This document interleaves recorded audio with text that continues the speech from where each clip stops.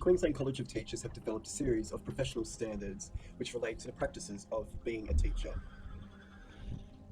In this video, we'll be looking at how I as a teacher have managed to achieve the 4 standards relating to the focus area of relationships, which include support personal development and participation in society, create and maintain safe and supportive learning environments, foster positive and productive relationships with families and the community, and contribute effectively to professional teams. Standards 6 and 7 relate to relationships, specifically supporting personal development and participation in society, and creating and maintaining safe and supportive learning environments. The intrinsic link between standards 6 and 7 divulge on the fact that most students to develop require safety and support in a manner to do so. It has been established by SHEPS that supportive environments promote academic success, and we can imagine this from a cognitive and intellectual standpoint. On a psychosocial perspective, NASP in 2015 claimed that children and youth thrive when they feel safe and supported. So, using the approach of the 2 standards, suggesting that they're intrinsically linked, we're going to look at Erickson's theory of psychosocial development. We'll start with stage 3, where the main event is school. So we see our continuum with safe and supportive environments and supporting development. So they are both linked together. So the student's not being supported to develop and is not in a safe and supportive environment, whereas on the other end, they're in a fully safe and supportive environment and being fully supported in their development. So if we picture that the student is being fully supported, gain industry, which is the successful resolution to the stage, whereas on the opposite side, if they are not in a safe and supportive environment and their development is not supported, they gain inferiority to the downside of failing to succeed in that crisis. So if we follow the same again, for stage 4, where the event is role models, a fully safe and supportive environment, the student gains a sense of identity. If it's not safe and supportive, the student ends up being confused in their role as an individual. So as we saw 2 examples before using Erickson as the developmental progress of both the 2 standards. In context of secondary education, it is apparent that safe and supportive learning environments develop the identity of the students. This has definitely been argued by Fisher and Camosa Hawkins in 2013 on their studies of LGBTIQ youth in schools. Outdoor recreation is one of the fundamental philosophies which links into safe and supportive learning environments is that you will never make someone do what you yourself could or would not do. This can be applied to all teaching areas, and we can see that it is fundamentally uses Deci and Ryan's principles of autonomy, competence, and relatedness as part of self-determination theory. Autonomy being the ability to choose, competence being the ability to achieve, and relatedness being the ability to interact with peers. The pedagogical approach of the use in outdoor education is known as the DEDICT model, which is demonstrate, explain, demonstrate, instruct, coach. The benefits of this pedagogy is that there is more teacher involvement, which links back to the philosophy and is open to all different learning modalities. This philosophy and pedagogical approach are highly embedded in activities that promote goal setting and personal achievement, personal development, teamwork, leadership, and social interaction skills, which is what Standard 6 is fundamentally aimed at pushing towards. So, working in the vet sector, I've applied a lot of the strategies alongside teaching skills in the classroom. So, I use the pedagogical approach of DEDICT alongside other educational strategies applied in the vet sector. And these are done in such a way that they promote flexible and innovative learning. One of the major things is experiential learning, basing the learning content off event and life-based engagement. This has driven motivation and confidence in students as they make this link between what the teacher is telling them and what they're learning, and realizing that there is some practical application in the world, and they feel supported and feel like they're being developing their skills for the future by this. So the learning environment, very different to what we perceive as a normal traditional student-teacher relationship. The educator in this context is perceived as a mentor and guide rather than the authoritarian role. And it's not about, I'm teaching you this, you need to learn it. It's more so about partnerships in learning.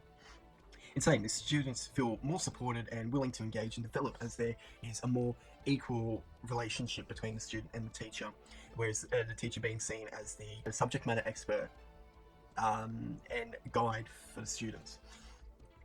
So competency-based learning is achieving personal development. A couple of things that we've seen is students can achieve more easily. There's less differentiation of peers on who is smarter because everyone is either achieving competence or they're not achieving competence.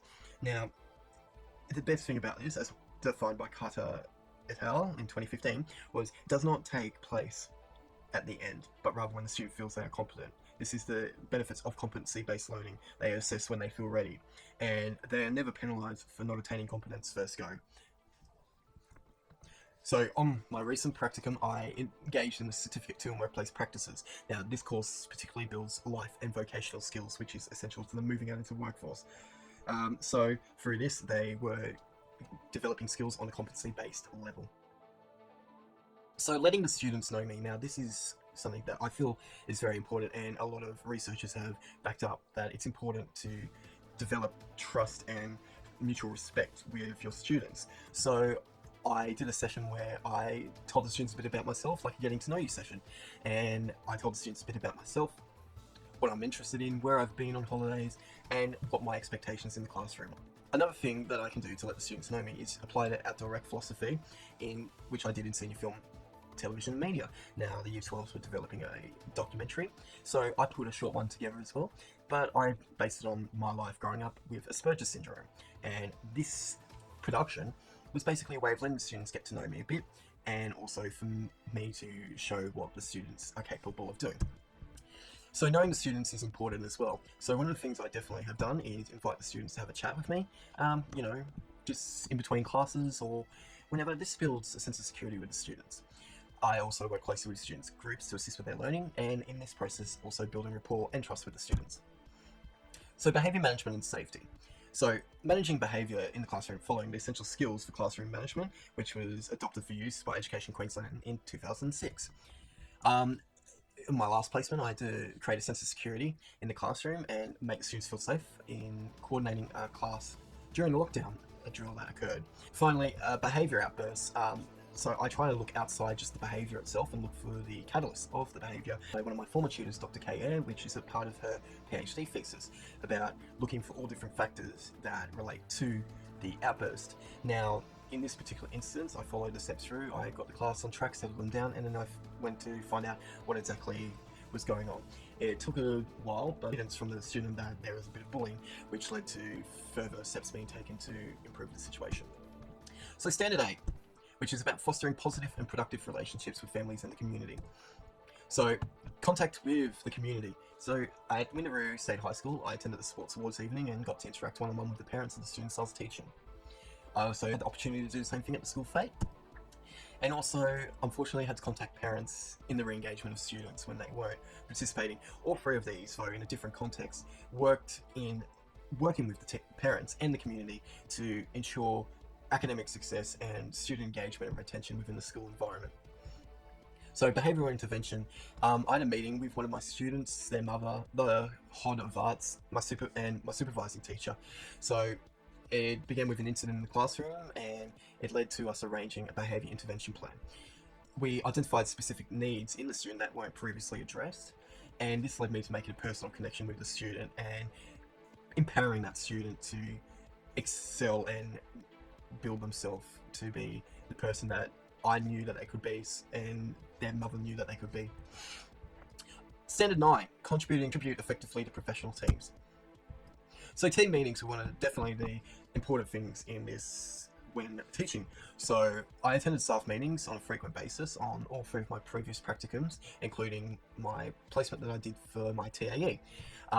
So in my last placement, I was actually asked to explain how to incorporate the national curriculum into the existing school curriculum, because I was given their new assessment documents, and I was asked to produce one for the current QTAA standards and one for the CARA standards.